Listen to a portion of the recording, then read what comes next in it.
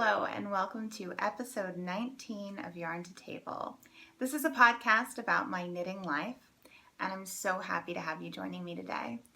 If this is your first time watching, I really hope that you'll find something here that you like, and if you hit the subscribe button, you can join me every single Monday to talk about knitting.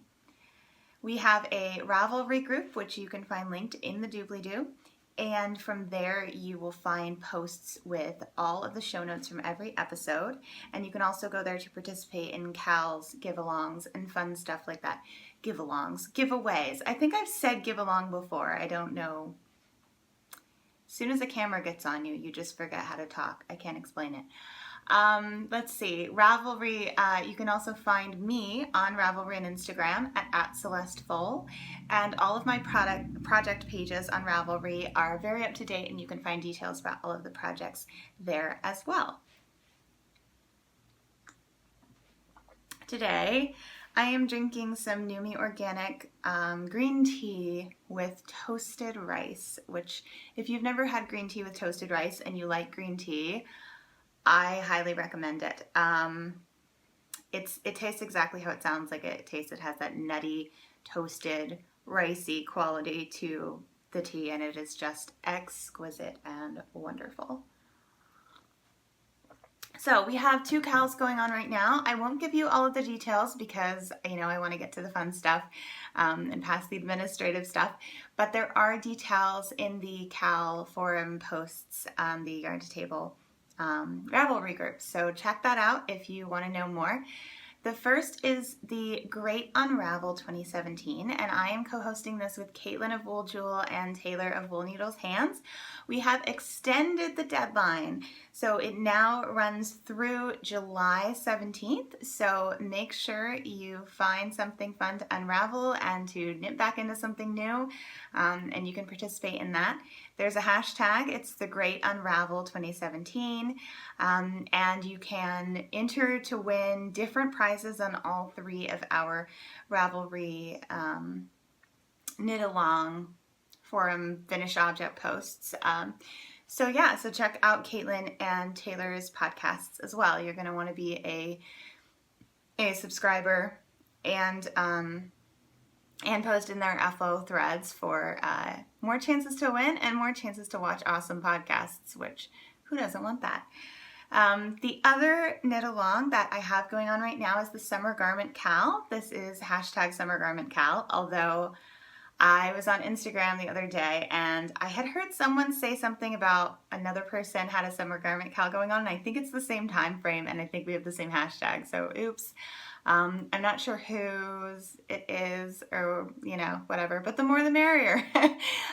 This is something I'm co-hosting with Anna of Dunkelgrün, and as with the Unravel 2017, double dipping is totally encouraged, and in fact, Anna and I are both dipping into the Great Unravel and Summer Garment Cal by unraveling yarn and turning it into summer garments, so that is highly encouraged as well. So let's talk about FOs. If you haven't noticed yet, I am wearing my finished object this week, which is my Sloan Cardigan. Very, very excited about this.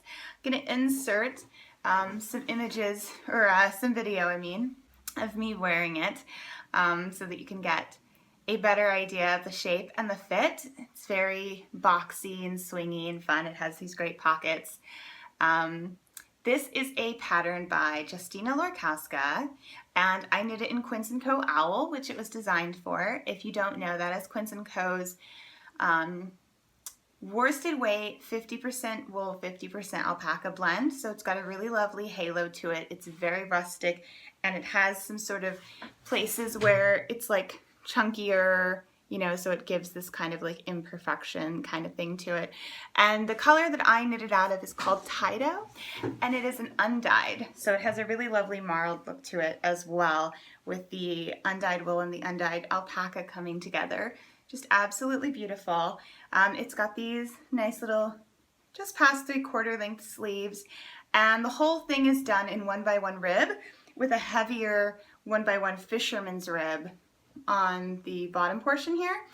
And what's really nice about that, in addition to giving you some extra warmth, it really creates a nice drape because it kind of weighs down the bottom portion of the sweater, which allows it to have a really nice shape and swing to it, while the portion around your armpits and your shoulders and everything stays nice and thin, so it's well fitted. It doesn't get too chunky in that area. So it's just a very, very well designed, well thought out garment.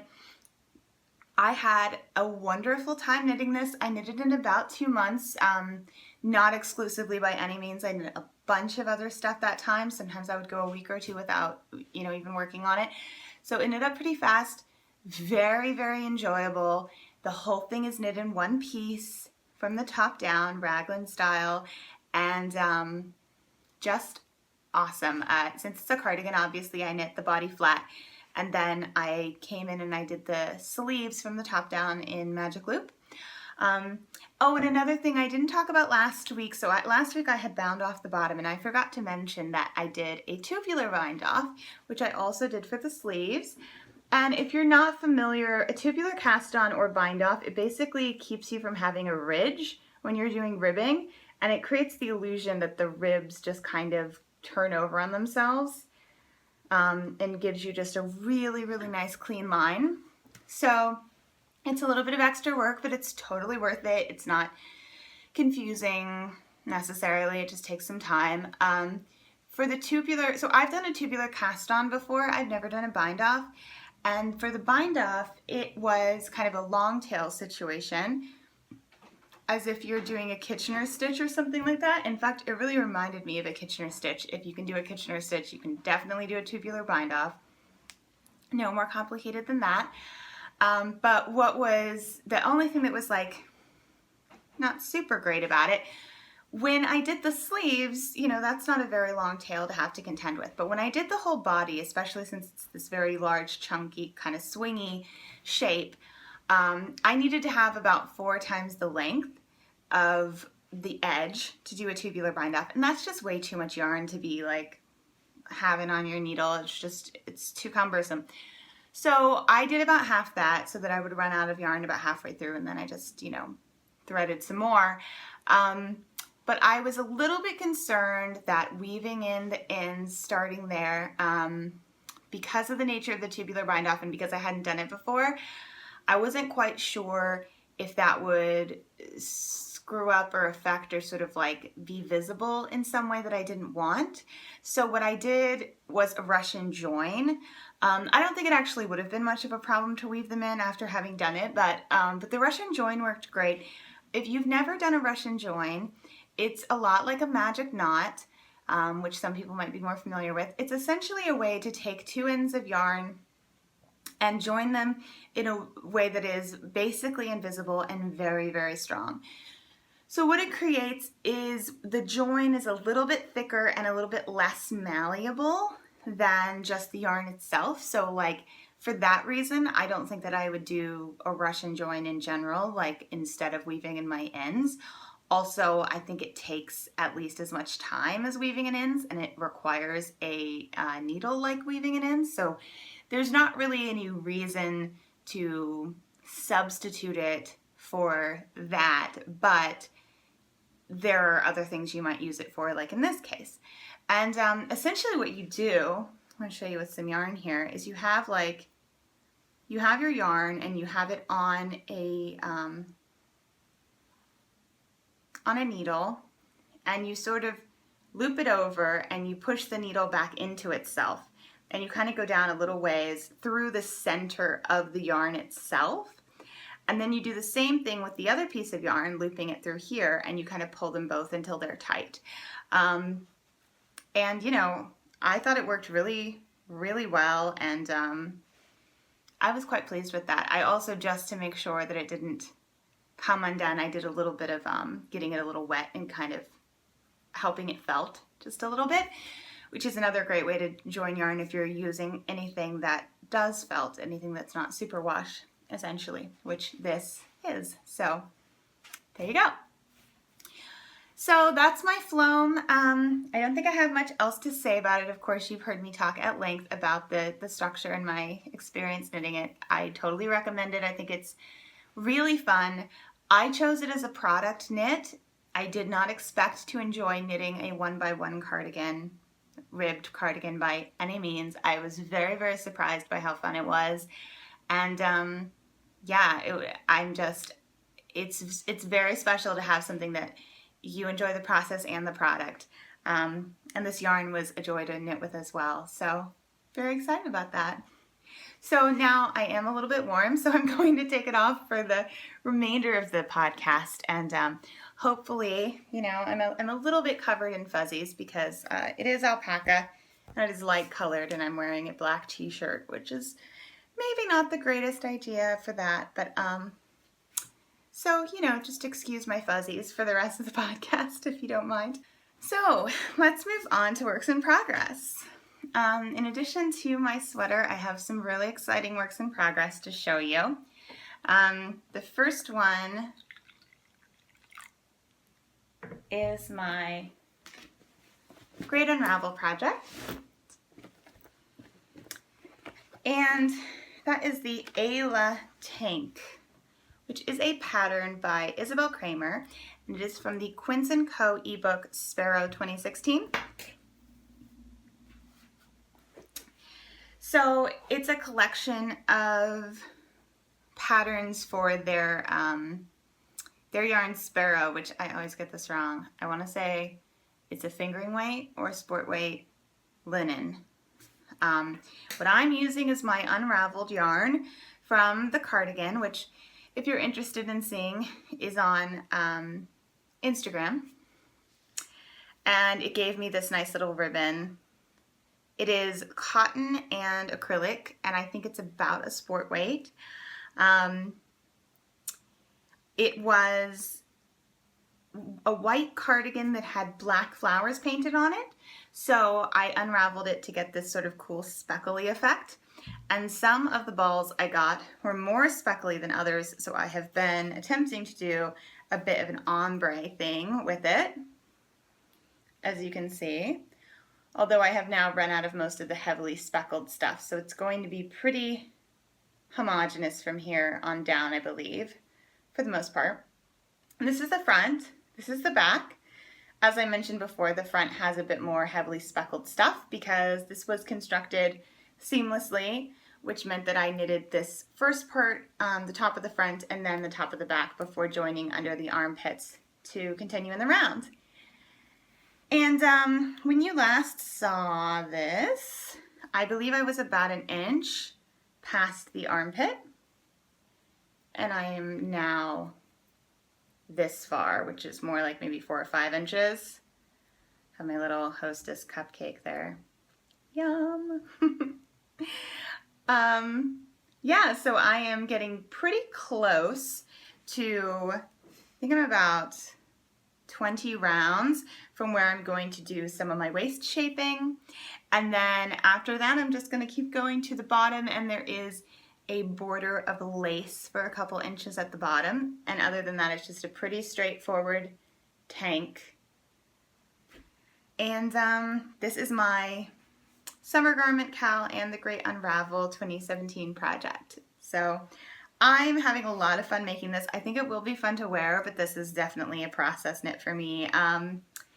I've really enjoyed the process of finding the yarn, being inspired by the kind of sock blank effect of unraveling something that had been painted, and then deciding what I wanted to make out of it and how I wanted to create the ombre and everything. It's just been a really nice sort of adventure. And I got a good deal of knitting done on this week because it's now in the round. It's just so simple. It's a great mindless knit. I took it to the theater with me on Mother's Day when I saw Snatched with my mom. And I've just been able to, it was the perfect movie theater project, because sometimes when I take a vanilla sock to the movies, they're so small that it's not always 100% guaranteed that I'm not going to like split a stitch or something in the dark. Whereas with this, it's on size 4 needles, and so it's just that little bit extra that made it, even though it's kind of splitty yarn, it made it a really, really good theater project. I could totally do it in the dark without seeing it at all. Yeah, so I am enjoying that. So the next WIP I want to show you is an oldie that I worked on a little bit this week, and that is my Cozy Memories blanket. So here it is, not very big yet, and I'll show you the squares that I added. So my concept with the Cozy Memories blanket, if you have not watched the last time I talked about it, I would like each square to be somewhat heavily tied to an actual knitting memory. So rather than using this as a project to just like use up a lot of minis, I want every square to represent something else that I knit, or I can see myself using maybe some very special minis and some of my own hand-dyed yarn in the future when I start doing that, which is a goal I want to start this summer. So that's my concept there. So I fully expect this to take a long time. It's not the kind of thing where I tend to like sit down anytime and just work on it.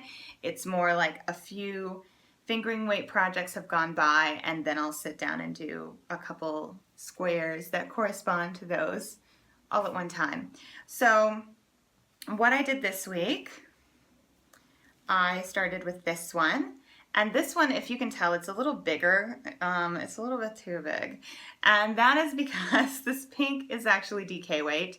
And even the fingering weight is a little bit bigger than fingering weight normally is, because this is the sort of more rustic local yarn club from a homespun house. So it's just a little bit chunkier. So this square is to remember my meandering shawl. I used these two yarns together to create the brioche for that shawl. This one is the local yarn club from a homespun house in the colorway Nesting, and this is Knit Picks Capra, which is a cashmere blend in the colorway Flamingo. And then this square is for my Hermione beret that you saw me wearing last week, yarn by Little Bean Loves, and the colorway Hermione. And here you have my unraveled yarn for the Great Unravel. And then these two are for a new project, which is my Marley. They are both hedgehog fibers. This is coral, and this one is bramble. So cute. Yay. So I'm really, really liking, now that I have 2 rows, it's becoming much more apparent to me like what this baby is gonna look like. And that's very, very exciting. So the whole thing is 15 squares long. Is that right? Yeah, I think that's right. And each square is about 3 inches by 3 inches. I did 41 stitches, so 20 on one side, 1 in the corner, and 20 on the other side.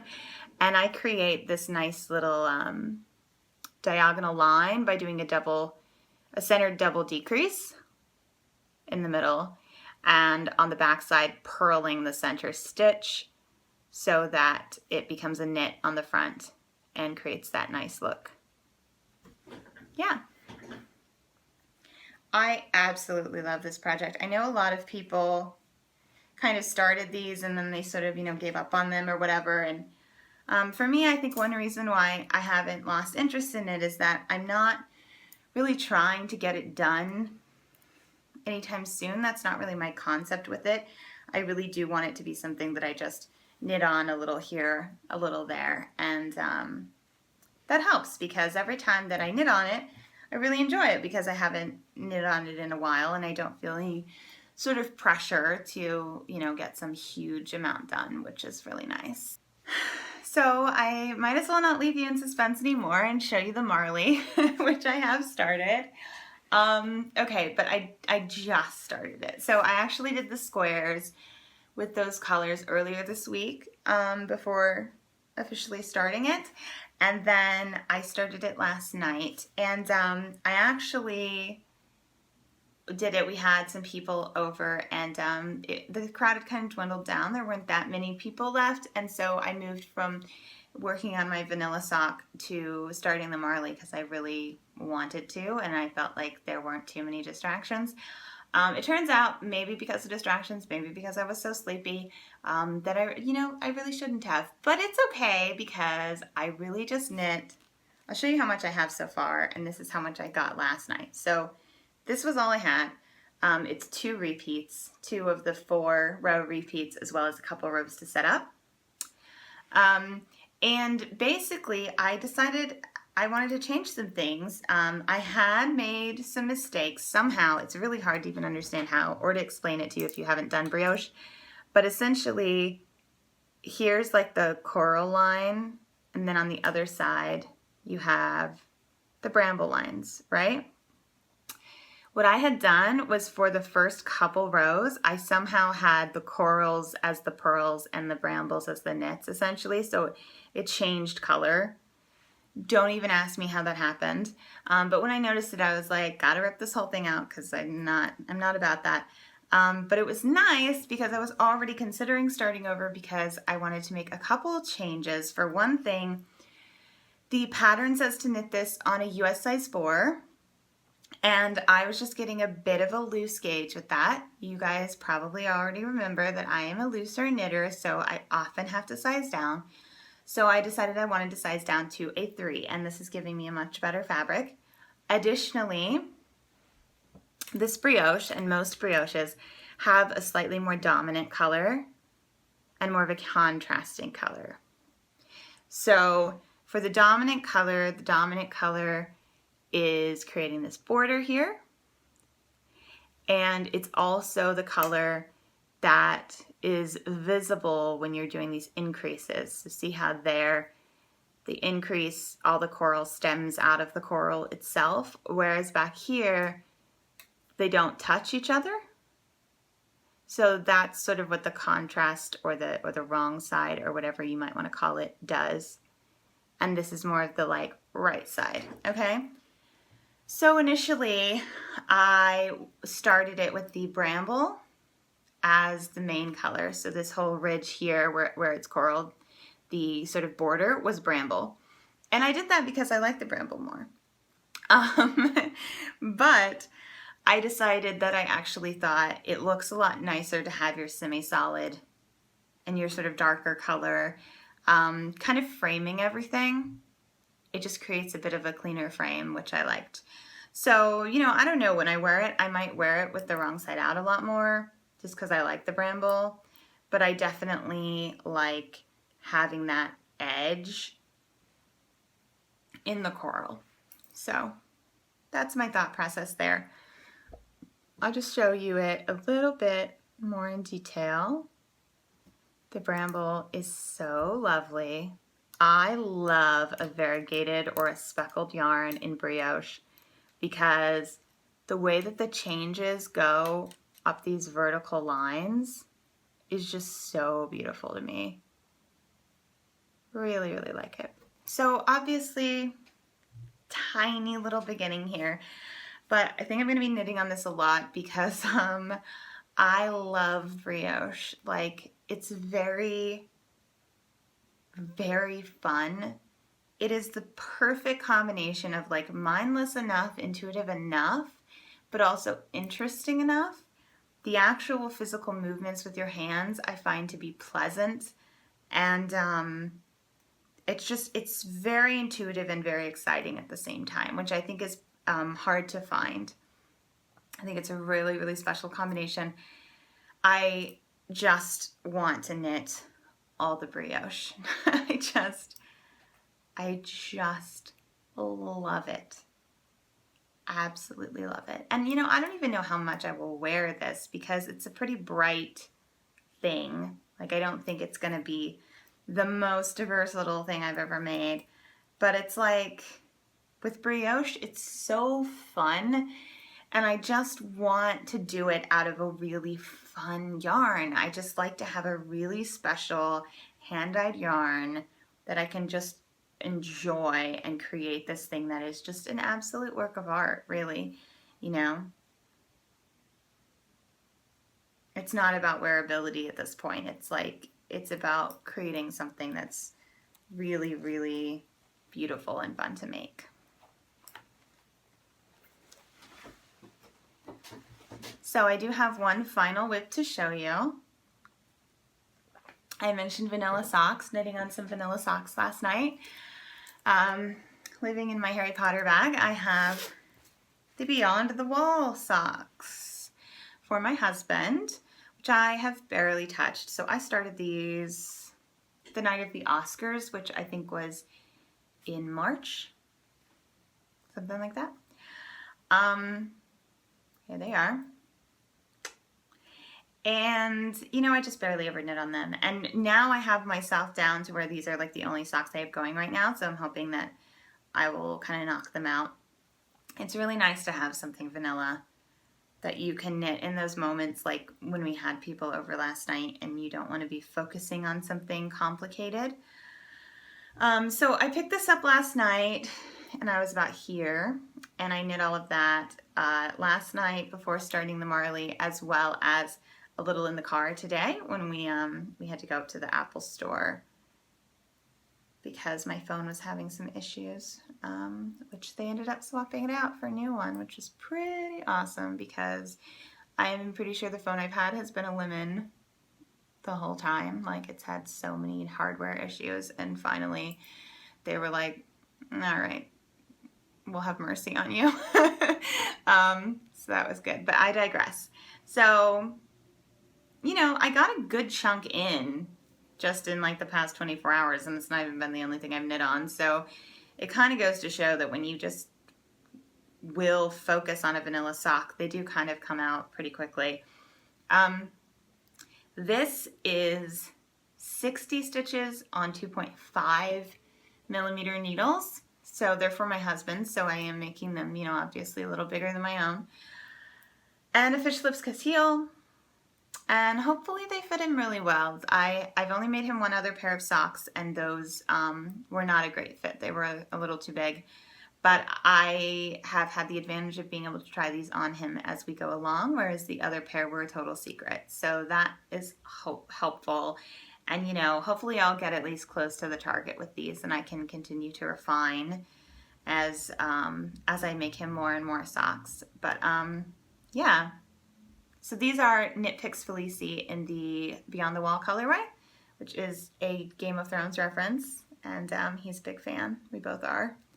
So yeah, and these are also colors that he loves to wear. So I think he was excited to see me knitting on them again, and I think he's going to be pleased when they're finally ready for him to wear. So for On the Horizon, all I really have to tell you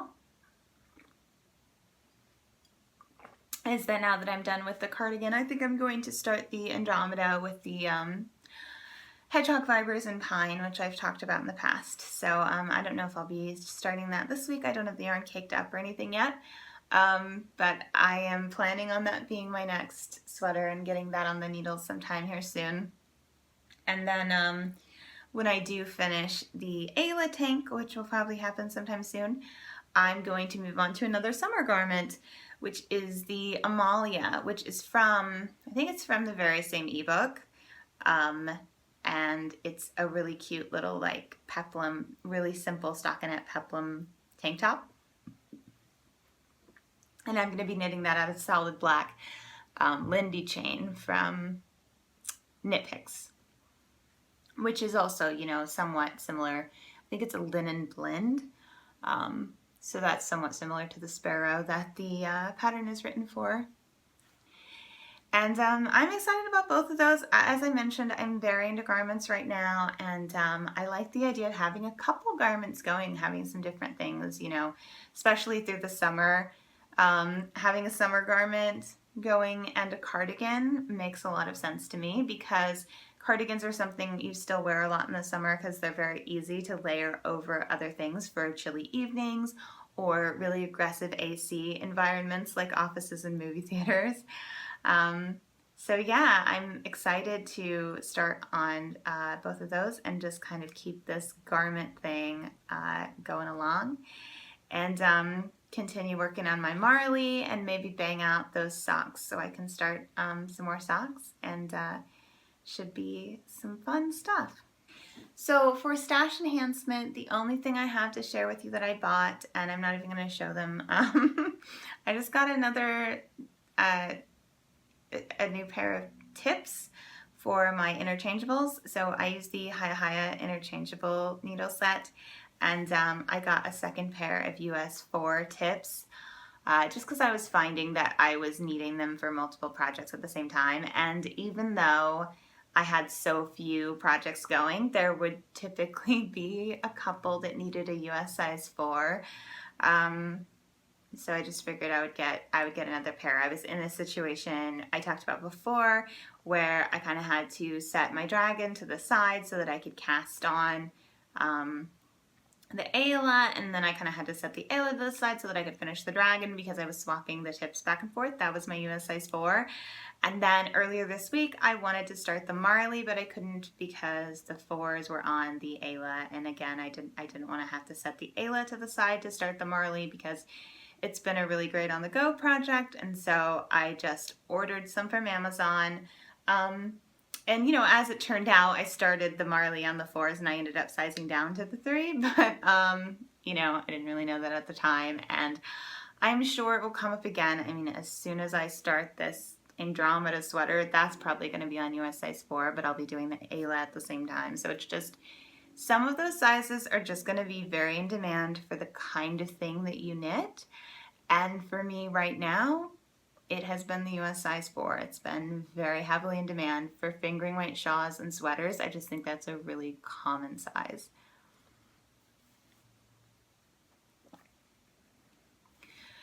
So I don't have any sewing to share with you this week. I definitely have sewing plans. I want to get my marigold jumpsuit done with the linen that I bought for that. And I have ordered some fabric to make some more bateen dresses, as well as some leggings for myself. So when that gets here, I'm excited to share it with you. And I've just had a lot of other thoughts as well. Some things in my own wardrobe that I'd like to clone, some of my favorite silk tops. I've really been loving the idea of making myself some silk blouses because that's one of my favorite things to wear. And they are so expensive. And I'm not quite as intimidated about sewing with silk as I used to be now that I have my newer sewing machine, and I feel like I can get a lot more precision and control than I used to. So I really, really like the idea of buying some silk and even some rayon and making some of those nice light blouses, either with a pattern or in a lot of cases cloning some of my favorite shapes that I already have in my wardrobe. If you haven't kind of cloned clothes, I keep using that term as if you know what I'm talking about, essentially where you draw around something that you have and create your own pattern based on a garment that you already have. I would recommend With Wendy, which is a YouTube channel. I'll link her in the show notes, and she has a really great video on it. I'll actually link the video in the show notes. She has great stuff on her channel all around. But that video gives detailed instructions for how to do it. And it's just very, very helpful. And I think that is a really, really fun and affordable way to make clothing, because once you kind of get the concept of how things are made, you don't need to buy a pattern for every single thing that you're making. You know, kind of already know the instructions in your head for some of those more basic things. And the only reason that you really want a pattern is that you want to make sure that it's, you know, a shape that makes sense and a size that makes sense. Well, the great thing about cloning things from your own wardrobe is that you know they fit you perfectly, and you know that you like the shape and the way that they drape and everything like that. You can get a good idea of what kind of fabric you're looking for based on the fabric that the garment is made out of. So you've really got all of your information right there for you, and all you have to actually buy is the fabric. So it's very economical, and it allows you to create those sort of signature pieces that you're going to wear all the time. And you know you're going to wear them all the time because if you have this thing in your wardrobe that you already wear constantly, why wouldn't you want to wear more versions of that same thing? So I've been thinking about that a lot and kind of picking out the items in my wardrobe that I would like to clone, which is something I have not done in a very long time, but I am feeling really, really excited about it now, especially with the With Wendy tutorial to help guide me and make sure that I do a good job of creating the pattern pieces themselves, which would definitely be the most difficult part of the whole process. So I'm excited to keep you updated on that as that progresses. And, you know, hopefully I will get some project bag sewing done at some point as well. I still need to make that second Gilmore Girls bag and send that off to Katie, as well as a couple other things that I want to make for her and for another podcaster. So those kind of keep getting pushed to the back of my priority list.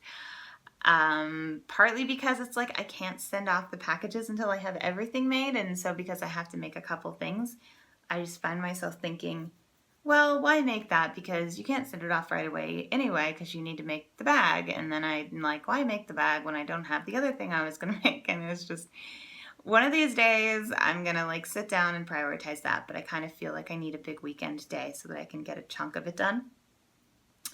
So hopefully, you know, maybe the next time my husband is working on a weekend and I don't have any other commitments, I can maybe make that a priority. I do have a bit of a wild card crafty thing that I want to show you. This is something my husband made for me.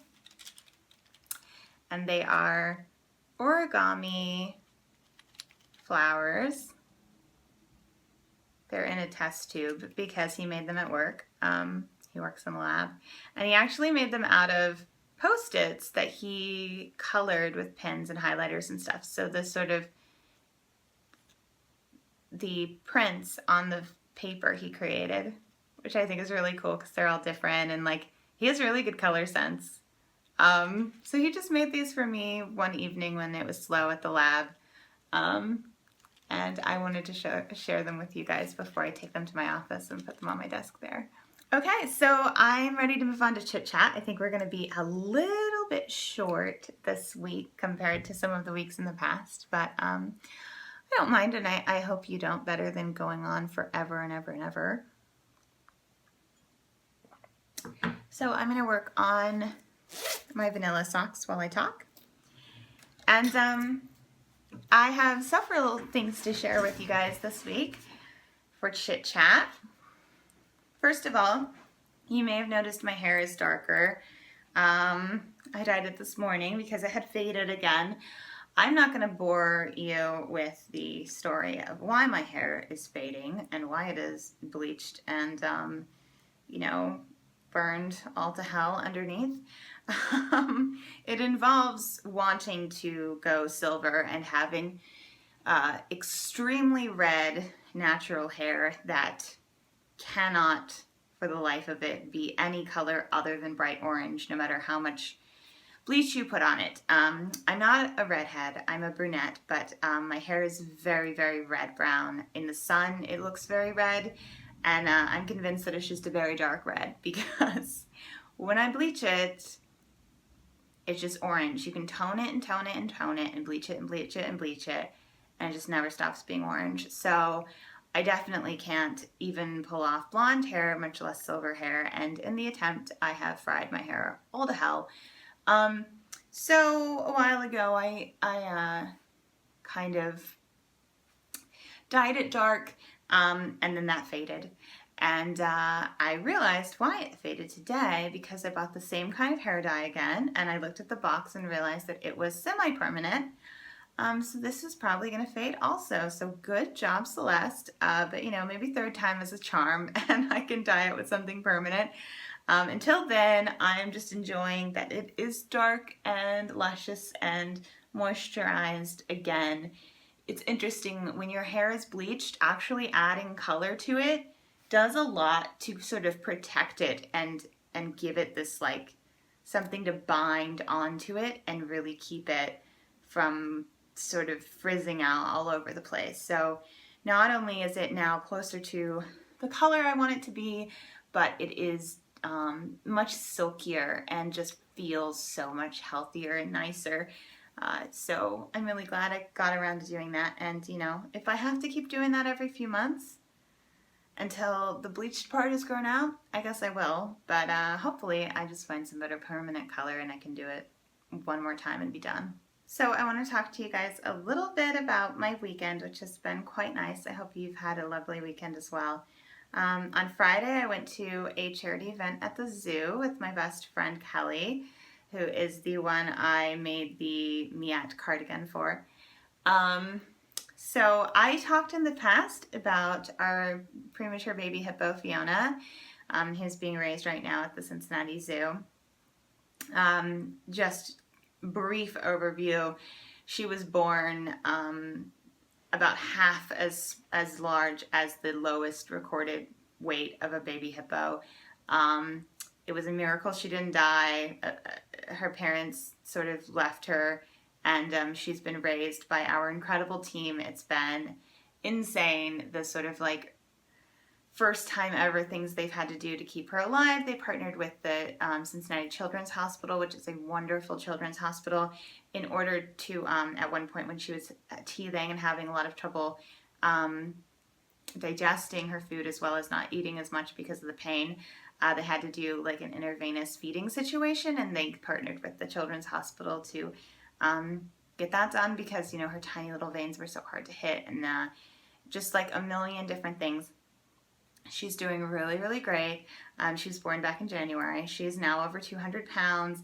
She's getting really close to being able to be completely reintroduced to her parents, which hopefully that's going to all work out. So right now they have interacted with some bars between them, but they're trying to, you know, acclimate them together. And I'm just in love with her. So I think I talked to you guys about her back when she was having a really hard time. So it's awful that I didn't update you, although, you know, you can Google it. Some of you may have heard of her already because she's internationally famous with people who care about that kind of thing. But anyway, so there's this benefit for the zoo, and I've been so into Fiona lately and so inspired by the care that her team has given and just the incredible hard work. And so I was really into the idea of doing something to help benefit them. So she and I decided to go, and it was like an evening event where they had drinks and lots of small bites from really, really delicious local restaurants and bakeries and things. And you could kind of walk around. They had some little animal encounters. They did like a little cheetah run thing where we got to see an adolescent and an adult cheetah run, music, raffles, stuff like that. So we went to that, and that was really great. It was good to spend some time with her and to kind of have some have like a fun little event to go to. And then that was Friday night, and Saturday, which was yesterday, we had our families over all at the same time for dinner, which was awesome. So I've been wanting to do this for a long time. I've been wanting to actually have some regular family dinners where everyone on Ryan's side and everyone on my side can all get together. So we had 10 adults and 4 kids, and so I scheduled this one a little bit ahead of time to make sure that everyone would be able to attend, and because it was such a large group, we did a bit of a potlucky thing. But in the future, I just want to cook for everybody because, you know, I love to cook, and I want everybody to like feel welcome and just be able to come over and have like some regular family dinners here. I love spending time with my family, and it's really important to me to make more time for both sides of my family to spend more time together, because we're really lucky that they both live in the same area, and we're lucky that, you know, the kids are within a few years of each other, and it's really nice to have a home where people can come. You know, we bought our home a few years ago, and it was really important to me to have like a really large, long dining table and just have this this place where everybody can come together. So yesterday was like sort of the inaugural event of like everyone all at the same time. You know, we've had family over for Christmas and stuff, but it wasn't everyone all together. And it went really, really well. Like I said, we had sort of a potluck idea. So what I did, my family's from Texas, and we eat something there called Frito chili pie, which it's not a pie. Essentially, you take a bowl, you put Frito corn chips in the bottom of it, and then you top that with chili, and then you top that with cheddar cheese, and a lot of times onions, black olives, cilantro, sour cream, things like that. So I had the idea of doing a chili pie bar and having some people bring crock pots of different styles of chilies. So my parents-in-law brought Cincinnati style chili, and my parents brought vegan chili, and then my sister-in-law and her husband brought like a classic Tex-Mex style chili. And then we provided all the bases and toppings. And again, it was like a huge variety. So we had Fritos, which are traditional, but we also had a local barbecue potato chip grippos, which are amazing, and some Doritos. And then we had cheddar cheese, pepper jack cheese, and blue cheese, and like all the toppings you can imagine, jalapenos and black olives and sour cream and cilantro and salsa. And so everybody could kind of mix and match, and people would do like a small bowl and then another small bowl to kind of have a compare and contrast situation or do different combinations. And so that worked out really, really, really well, which was great. And then after dinner, we all walked down to a new gelato place that just opened in our neighborhood. Dojo Gelato is the local artisanal gelato place, and they just opened their second and largest location, about a 15-minute walk from our home.